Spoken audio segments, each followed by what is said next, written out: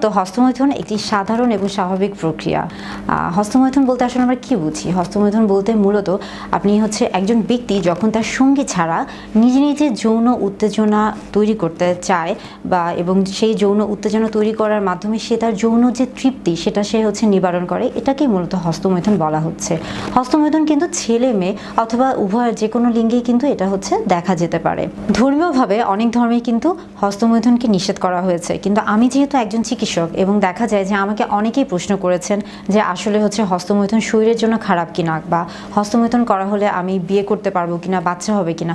মূলত আপনাদের এই প্রশ্নগুলোর জন্যই আমি কিন্তু যে চিকিৎসা বিজ্ঞানের ভাষায় হস্তমৈথুনের ব্যাপারগুলো আপনাকে বলছি। তবে আপনি যদি ধর্মীয়ভাবে চিন্তা করেন সেই ক্ষেত্রে কিন্তু বিভিন্ন ধর্মে এটাকে নিষেধ করা হয়েছে, কিন্তু আপনি যদি বিজ্ঞানের কথায় আসেন বা চিকিৎসা শাস্ত্রের কথায় আসেন সেই ক্ষেত্রে এটা কিন্তু একটি স্বাভাবিক যৌন আচরণ হিসেবেই বিবেচিত হয়েছে। আমি এখন যে কথাগুলো বলবো এটার মাধ্যমে আমি কাউকে কিন্তু হস্তমৈথুনে উৎসাহিত করছি না। আমি শুধুমাত্র আপনারা যে প্রশ্নের উত্তরগুলো জানতে চেয়েছেন, আপনাদের যে অজানা বিষয়গুলো আছে সেই বিষয়গুলোকে জানানোর চেষ্টা করছি। হস্তমৈথুনের মাধ্যমে কি হয় আসলে এখানে দেখা যাচ্ছে যে আপনি দেখেন হস্তমৈথুন অর্থাৎ আঙ্গুল বা হাতের মাধ্যমে পুরুষ তার লিঙ্গ অথবা মহিলা তার যোনিপথে একটা ঘর্ষণের তৈরি করে, এবং যার ফলে সে কিন্তু একটা যৌন তৃপ্তি বা যৌন সুখ উপভোগ করে, এবং এটিকেই মূলত হস্তমৈথুন বলা হচ্ছে।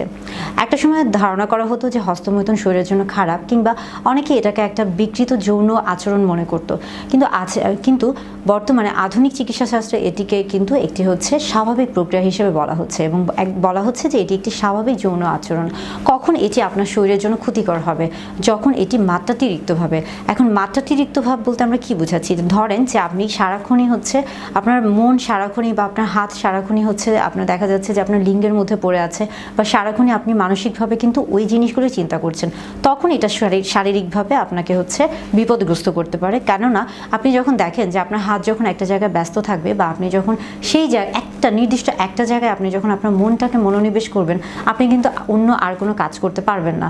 তখন স্বাভাবিকভাবে আপনার কিন্তু শরীরের যে অন্য যে চাহিদা, অন্য যে কাজগুলো সেগুলো কিন্তু ক্ষতিগ্রস্ত হবে। সেদিক থেকে যদি বলে থাকি যে হ্যাঁ, তাহলে সেদিক থেকে হস্তমৈথুন আসলে শরীরের জন্য ক্ষতিকর, কিন্তু শরীরের জন্য হস্তমৈথুন একটি সাধারণ যৌন আচরণ। অনেকে বলে থাকেন যে হস্তমৈথুন করলে শরীরের অনেক ক্ষতি হয়ে থাকে, অথবা হস্তমৈথুন করার পর তার অনেক দুর্বল লাগে, খারাপ লাগে, শরীর একটা অতিরিক্ত দুর্বলতা কাজ করে। কিন্তু আসলে হস্তমৈথুনের ব্যাপারটা যে এটা কিন্তু আপনার শরীরকে দুর্বল করে না। আপনি দেখেন যে যখন আমরা বলে থাকি যে অনেকের ক্ষেত্রে কিন্তু স্বপ্নদোষ হয়ে থাকে, তো স্বপ্নদোষের ক্ষেত্রে কি হয়ে থাকে যে আপনার যে বীর্যর যে পরিমাণটা সেটা যখন অতিরিক্ত পরিমাণে তৈরি হচ্ছে, কিন্তু সেটা যখন বের হতে পারছে না, অর্থাৎ আপনি যদি ধরেন যে আপনি শারীরিকভাবে কারোর সাথে মেলামেশা করছেন না, বা আপনার সেই সুযোগটা নেই, তাহলে সেই ক্ষেত্রে আপনি যদি হস্তমৈথুন করে থাকেন সেই ক্ষেত্রে কিন্তু আপনার স্বপ্নদোষের পরিমাণটা কমে যাবে। এটা একটা ব্যাপার।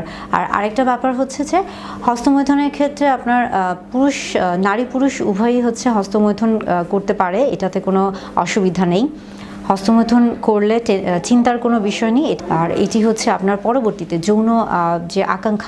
যৌন আকাঙ্ক্ষা বা বিয়ের ক্ষেত্রে যে যৌন যে চাহিদা, কিংবা বাচ্চা জন্মদান বা বাচ্চা গ্রহণের ক্ষেত্রে যে ব্যাপারগুলো আছে এগুলোতে কোনো পার্শ্ব প্রতিক্রিয়া রাখে না।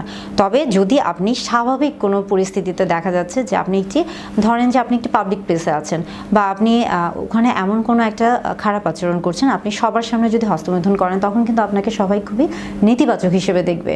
আবার আপনি যদি চিন্তা করেন যে অনেক সময় দেখা যাচ্ছে যে অনেকেই কিন্তু পর্নোগ্রাফির প্রতি অনেক বেশি আকৃষ্ট হয়ে থাকে, এবং সেই ক্ষেত্রে দেখা যায় যে একটা যখন যৌন উত্তেজক বস্তু সবসময় সে দেখছে, তখন কিন্তু তার মধ্যে একটা খারাপ কিছু কাজ করে, যার ফলে দেখা যায় যে অনেক সময় কিন্তু সমাজে বিভিন্ন রকমের খারাপ চিন্তা চলে আসে, এবং সে নিজের মনে অজান্তেই খারাপ কিছু করতে বসে।